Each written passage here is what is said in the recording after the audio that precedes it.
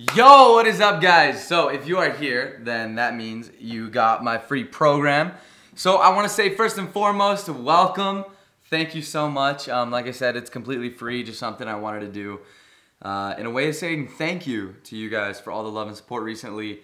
Like I said, it's completely free. All I ask is that you just share it with a couple friends. But what I'm going to go ahead and what I'm going to do here is I have the entire written program opened up in front of me, and I'm gonna kind of just go through it with you guys and sort of explain things in depth. So if you don't like want to read it, or you're reading it and you're like, what the fuck does that mean? I got you, okay? So yeah, to start off, the entire program is going to be based around hypertrophy. I feel like this is where I'm going to personally excel the most in teaching. Hypertrophy is the term for building muscle size or increasing overall size. And this entire term, hypertrophy, is sort of played around the stretch of an exercise. So if I'm doing a dumbbell curl, you know, this is going to be your contraction, and then this is going to be your stretch, right? So the stretch is actually the portion of the exercise that tears the most muscle fibers. That's where you're gonna get the most gain, the most size difference, the most development is from the eccentric part of the movement. So if we go through the introduction here, and by the way, first and foremost, I want to advise anybody that is extremely serious in having a set routine, something very, very specific, guideline based, I inform you, or I advise you, I suggest you go get a Kino Body program, kinobody.com. It is one of the few programs out there, and I mean one in a million, that is just fucking gonna tell you how it is, and the shit works. Like, bottom line, it just works. Great advice from Greg O'Gallagher. And yeah, so let's go ahead and move on here. The introduction. Hypertrophy is a training style that is designed to create muscle size. All training styles are to be done in consistency. Yes, this is so true. People ask me, what is the most important thing about exercise or body development, fitness, etc.? It is consistency. You guys have to do it on a consistent basis. Your body is a machine. It is a design of adaptation. Your body is designed to adapt to the environment that you put it in. Henceforth, if you eat a lot of food, you get fat. If you don't eat a lot of food, you get skinny, you shrink down. If you work out, you put on muscle. There's the SAID, the SAID principle, which is the principle that your body will adapt to the changes you make of it, right? So consistency is key. Now, personally, I recommend, you exercise about 3 to 4 times a week. That is a solid baseline. Personally, I'm like addicted to the gym. I'm a fitness addict. My life is surrounded by it and I love it. I go about 5 to 6 times a week. I usually exercise until I get to a point where I'm just so sore or so fatigued that I need to take a day off. The more you do it, the more you start to fill out your body. I feel like that's the biggest part, is with consistency, you start to experience. And when you experience, you can feel directly how your body needs to be adjusted or how you need to react to certain situations. So, you will not see progress till about 1 to 2 months. You need, and I mean you need, this is crucial, you need to take a before picture. You really do. Something that you can take a before picture and then take like a transformation photo or a progress photo in the exact same environment, the exact same lighting, area, the same picture basically. That way you can tell, depictively and explicitly how exactly you've made changes. And that will help tremendously with the mentality of everything. Hypertrophy is going to focus on the eccentric part of the exercise. So we are going to redesign the way you rep your exercises. A repetition is one full contraction. So if I'm doing curls, boom, boom, that's a repetition. Okay. Oh my God. We're going to be doing something known as a negative. So if I'm doing a curl, the negative portion of the exercise is the drop, the eccentric, the stretch. So a negative is when you focus on the stretch. So like I said, maybe I'm doing 1, 2, 1, 2, pause, 1, 2, 3, 4. So I'm counting as I do each repetition. Or maybe I'm doing shoulder press, right? My press is gonna be 1 second. So 1 second, pause for 2, 1, 2, come down in 4. 1, 2, 3, 4. 1, 1, 2, 1, 2, 3, 4. And you wanna go deep on any exercise. You wanna get full range of motion. You're not doing this half rep stuff. That's not gonna build hypertrophy. So let's keep going. Another concept to understand is that it all must be done under moderate to intense stress in high volume. Keep in mind your muscles cannot count. So many people say, oh, well, I do 12 reps, or I do, 6 reps, or I do 8 reps. Okay, that's fine, but how hard are you working? Right? How hard are those 8 reps? How hard are those 12 reps? Your muscles cannot count. They can only feel. So you need to find a weight that you can do 4 to 5 times, right? Because we're focusing on volume. Volume is huge when it comes to hypertrophy. So we're hitting about 4 to 5 sets. Now, how hard are you working throughout this volume?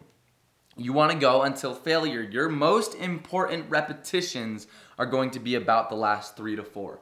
Think of the beginning of your set as the primer, right? The primer to those last 2 to 4 repetitions, right? So if I'm hitting 12, I'm like 1, 2, 3, 4. I'm going to get to 6. That's when the fatigue kicks in, right? 7's grind it out. 8's grind it out. 9's grind it out. And you get to a point where those last repetitions, you're going to be at failure. That last rep is going to be difficult. It is going to be hard. Where you might get the weight up, you might not. You might fail halfway through and drop. That is fine as long as you are going till failure. That is where you know you are hitting your maximum benefit out of every single set. So don't cut yourself short, because that plays a huge difference in the long run. You cheat yourself on those last 2 sets, but you've been working out for 5 months. Think of how many repetitions you just cheated. How many repetitions you are no longer going to benefit from because you just decided to opt out early. That's going to stack up in time. That is going to heavily decode how much gain you are actually going to make in a said amount of time.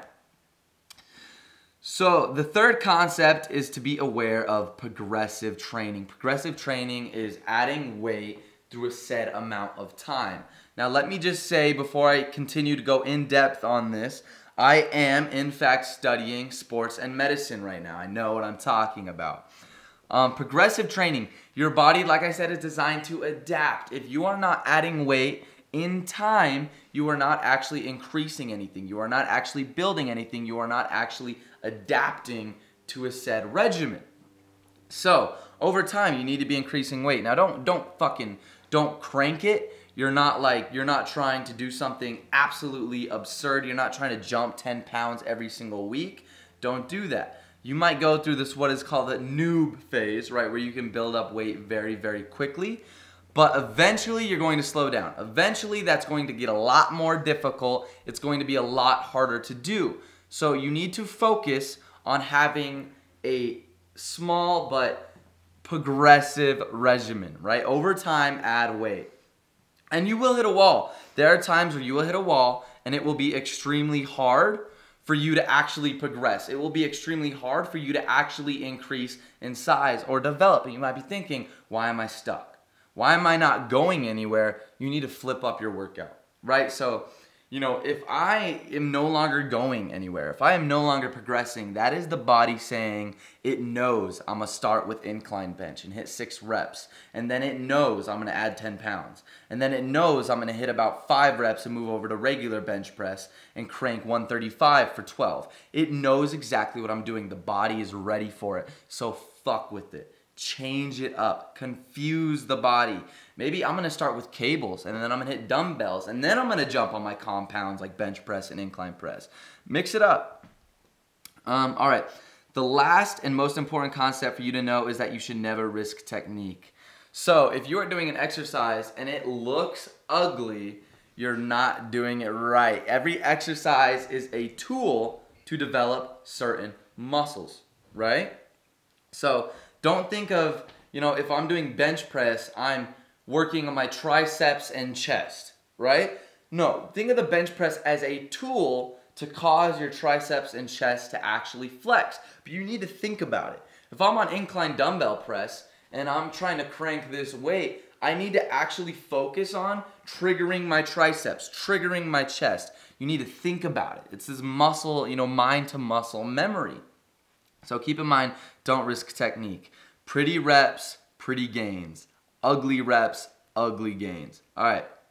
So now there's a list of all kinds of exercises I do. These are going to be exercises that are going to develop your nervous system, your CNS, your central nervous system. Your central nervous system is the prime system that tells, it's that signal in your brain that tells your muscles contract. If you have a super powerful nervous system, then you're going to just naturally be able to lift more. For example, you might see people, people that take steroids, right? People that take steroids, they're not going to develop in size 2 days after their first cycle or after their first take, but they will develop in strength because steroids triggers the central nervous system and develops that, and they have more power to the central nervous system. They can contract more muscle fibers at a better, at a better time, at a better duration, at a better ability. So your central nervous system is going to be a huge part of that. You can fatigue your central nervous system by overworking. You overwork, you start feeling you're getting weaker and weaker and weaker. You might not be getting smaller, but you feel weaker. Your central nervous system is fried. Take a day off. Take a couple days off. Take a week off. Relax. Okay? Relax. So we have a bunch of workouts here. We have your push workouts, your pull workouts, and legs. So this is a split that I personally recommend. I prefer it. It works with me the best. But what I do is I split into push-pull legs. So I'm going to focus one day on all kinds of push exercises, such as, let's see, we have incline bench press, military press, incline dumbbell press, chest flies, tricep pushdowns, shoulder press, dips. All exercises where I am pushing, right?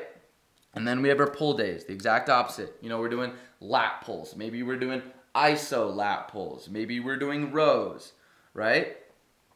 So anything where I'm doing a pull technique. Legs, obviously, your legs. So we have squats, leg press, quad extensions. Now we have isolation exercises. So I get this question a lot. Would shoulder flies be a push or a pull, right? So your shoulder fly, you're going here, or maybe you're going here. And the reason this is conflicted is because this is a pull. But when you think about the majority of your push exercises, you're working the same muscles, right? So I might be doing this, I'm pulling the weight up, but I'm working my push muscle, my front delt right here, my anterior delt. So these are considered isolations. Shoulders are isolation exercises. I usually include my isolations in both my push and pull days. So I'm hitting shoulders every single push and pull day. You can mix that up however you want.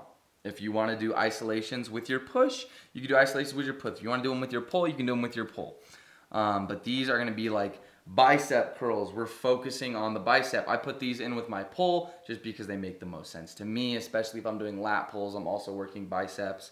Lateral shoulder flies, doing these. I put those in both push-pull. So yeah. And those are going to be working your lateral delts. Little side note, your shoulder is actually comprised of 3 delt heads, or 3 muscles, right? So if I pull out my shoulder here, we have my anterior delt, my lateral delt, and my posterior delt, or front delt, mid delt, rear delt. So just keep that in mind. If we're doing front delts, we're doing, like chest, we're doing presses, we're doing raises, maybe doing lateral raises to hit mid delts, or we're doing rear delt flies. Okay, personal beginner workout. So I go through some splits for you guys here, depending on how your week is, how busy you are. Split 1, 3 workouts per week. You're just gonna hit push, pull, legs. Split 2, 4 workouts per week. Push, pull, push legs. And then week 2, you would follow up with the opposite of pull, push, pull legs. Split 3, it's gonna be 5 workouts per week. That is going to be push, pull legs. And then split 4 is specifically designed for the feminine physique. If you're really focusing on your glutes, your legs, you want to get that low body mass. That's gonna be legs, push, legs, pull. A lot of girls are afraid to bulk up. They're like, oh, if I touch this dumbbell, I'm gonna just turn into the Hulk. It doesn't work that way. The female hormones do not stack muscle mass like the male hormones do. So girls, you don't have to worry about getting beefy and stuff like that. If you're actually going to get beefy or increase size, then you would have to get on some sort of hormone cycle or boost yourself in some way, shape, or form. Or you go to the gym for 3 years straight every single day. Now, nutrition. The most important factor of nutrition in hypertrophy training is to make sure your caloric intake is a surplus. You want to focus on the number of calories you have in a day. Now, I included a calorie calculator in the written description. You can click that, fill out the info, super self-explanatory, takes 30 seconds, and I'll tell you what your maintenance caloric intake is. So if I work out about 5 to 6 days a week, being 19 years old, I'm about 143 pounds right now, 5'7". My maintenance calorie intake is going to be around 2,300 to 2,400 a day. Now, if I'm trying to put on size, I need to eat more than that. I need to give my body enough calories to actually use for muscle building or muscle development. So I'm going to eat about 2,800 to 3,000. I like to hit a massive caloric boost. You can up that by 200, 400. You can go as crazy as 600. But keep in mind that if you go too high, you're just going to get fat. You're going to bulk quickly. You're not going to really bulk in sort of parallel with your muscle development. So, in addition, you need to aim your diet. Your body runs on 3 major food sources, which is proteins, carbs, and fats. Avoid trans fats. They just don't help. Bottom line. And I like to do something. This is a technique personally for me. I call it aiming my diet. Basically, what I'm doing is I'm just not eating trash. As long as you are not just snacking on garbage food all the time, you should be fine.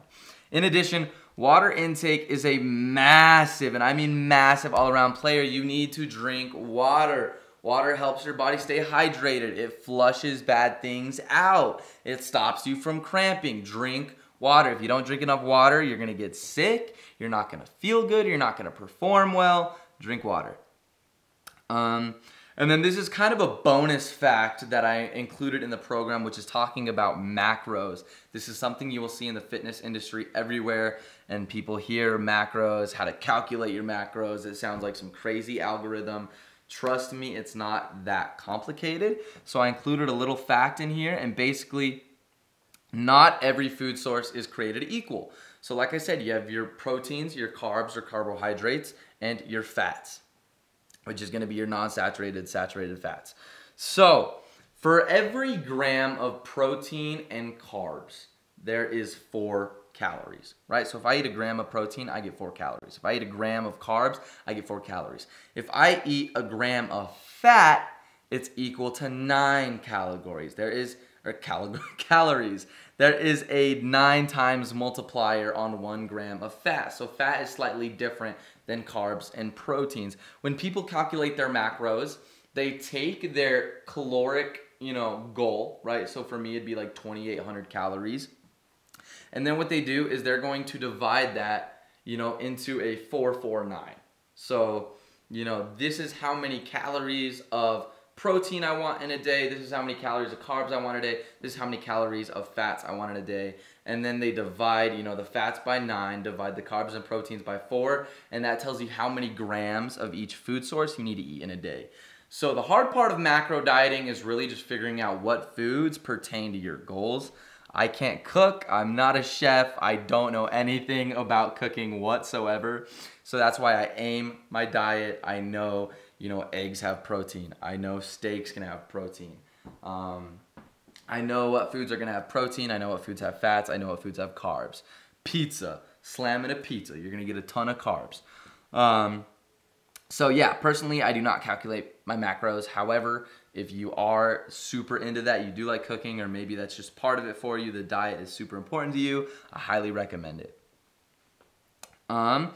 So remember when training hypertrophy, protein is going to be your main muscle building factor. So protein is what actually is going to develop your muscles. Protein is what's going to build the muscle. Protein is what's going to actually create that size development. So you need to make sure you're eating a lot of protein. If you're not eating a lot of protein, you're not giving your body what it needs to develop. You can take creatine if you want to. Personally, I take creatine every once in a blue moon. I don't really need to. If I really want to bulk up though, it does help. However, remember that if you take creatine, creatine dehydrates your muscle fibers. Therefore, you cramp a lot easier. So if you're going to take creatine, you need to drink even more water. But yeah, make sure you are eating protein. Lastly, it is crucial to understand for hypertrophy, you need a calorie surplus. Like I said, I just touched base on basically when it comes to increasing size, you need to eat a shit ton of calories. You need to eat more calories than your body burns. And it's the same with the caloric deficit. If you're trying to cut or lose weight, you need to be eating less calories than you burn in a day. So your body has something to get rid of. Because your body's gonna tap into the energy it needs despite what you eat. So if I don't eat, my body's gonna use my fat storages or my glycogen, glucose, fat, to create energy, right? Now if I'm eating a ton of calories, my body's like, okay, we have more than we need, so let's put this somewhere. And that's where you're gonna see, you're either putting on fat or you're putting on muscle. Now keep in mind that when you're bulking, you're creating size, there is a good chance you will get kind of chunky, you will get fat, you will start to look bigger. That is fine. It is usually a bulk cut process. For me, luckily, my metabolism and my genetics is like crazy insane.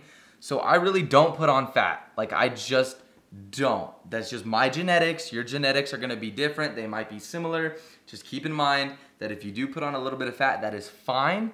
You put on as much as you want. Say you're putting on 15 pounds, maybe you're gonna cut that down to 5 pounds, All right, so then of course I added in the calorie calculator there to help you guys out. And then, yeah, basically conclusion, these are all the basics as what you need to get started. Do not forget to warm up, stretch, and cool down. This will prevent injury. If you go fucking hard in the paint like I did when I started, you get a lot of injuries from the start. I got elbow tendonitis, or golfer's elbow, which is really bad for me. My wrist started to get really swollen. I couldn't do push-ups for the longest time because I couldn't get my wrist to bend enough without being excruciatingly painful. And that's because I was training way too hard. All my tendons were getting swollen. I wasn't doing the warm-up and the stretching and the cool-down that I needed to do.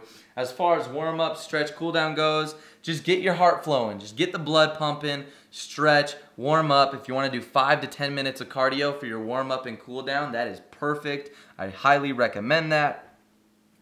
And yeah, a little bonus, intermittent fasting. This is highly, highly, highly touched in Kino Body programs is intermittent fasting. That's skipping your first meal of the day for about 4 to 5 hours, which is going to let your body burn fat. It's going to boost testosterone. It's going to boost your metabolic rate and just overall increase muscle gain and lean muscle mass.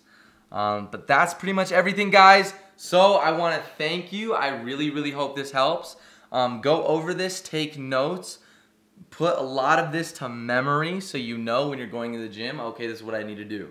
If you're about to eat, okay, this is what I need to get. Or this is what I need to eat, this is what I need to order, whatever. Just, this is a guide to hopefully help you guys just stay on track and sort of aim where you need to go, get you started. And I hope that makes a lot of sense for you guys. I want to add in something here, a little tip that I wish I knew when I started, but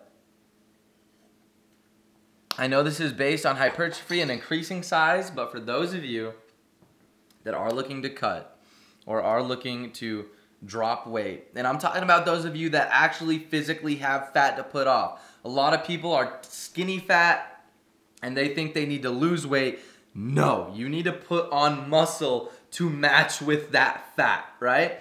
I was explaining this to Xavier the other day, is that if you don't have a lot of muscle, you can burn all the fat you want. That's not going to really change your physique. You need to put on the muscle to stretch out that fat. You're not going to you know, if you don't have anything to show for it and you keep cutting, you're just gonna look skinny and scrawny, and it's just gonna get worse. So put on size, put on strength. But as far as cutting goes, if you are looking to cut, a lot of people just think, hit a calorie deficit, do cardio, you'll be fine.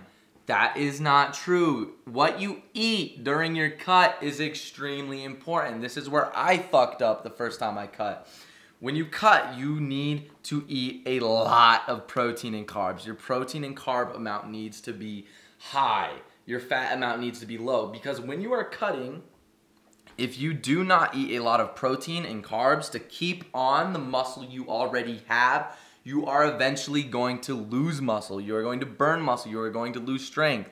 This is known as muscle atrophy. The opposite of hypertrophy, it's atrophy. You do not want to do this, right? Because if you are not eating enough carbs and proteins, obviously you're not eating fat when you're trying to cut. You drop your fat intake quite a lot, so your body still needs sources of energy. If you don't eat enough carbs and protein, your body is going to take whatever it can to create the energy you need. And if you don't do it right, you're gonna lose muscle because of it. So just keep that in mind. If you're on a cut, high carbs, high protein, keep the fats low, caloric deficit. That's basically everything. I wanna thank you guys again. If you have any questions, feel free to DM me, ask me anything. I really hope this helps a lot of you. I was getting DMs constantly about what I do and how I train or what I know, and so I thought I'd put together a program for you guys, and I hope this helps out a lot. So you guys have a great day, get at it, and I look forward to seeing your progress. If you guys are making any gains or any progress, feel free to tag me and just send me your posts, DM me, whatever. I want to keep in touch. Much love. Have a good one.